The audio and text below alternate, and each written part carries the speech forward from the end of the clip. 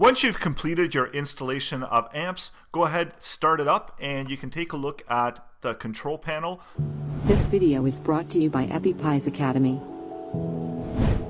So within the control panel, it'll tell you which version of PHP you're running. It'll tell you what services you have up and running. So currently I have Apache up and running. I can shut that off and it'll go to stopped. MySQL up and running. I can go and shut that off and it'll go to stopped.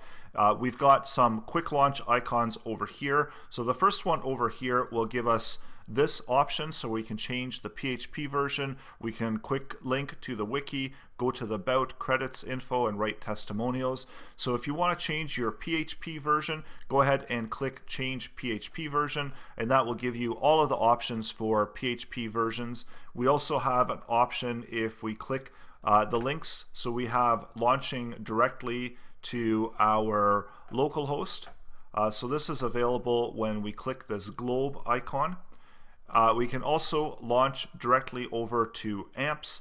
So this is the end user panel, and there's essentially two different panels with AMPPS because there's just so much information here that it does require actually two different panels to run all of the configurations and get access to all of that information.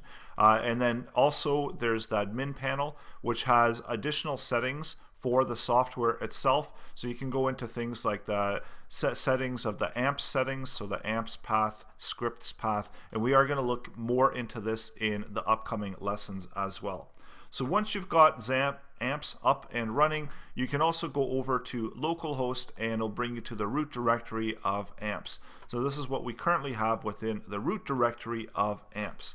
So in the next lesson, we're going to look deeper into how we can test, make sure that AMPPS is up and running, and how we can see more information about what's contained within those panels. So specifically with the end user panel, what we can do within the end user panel. So that's coming up in the next lesson.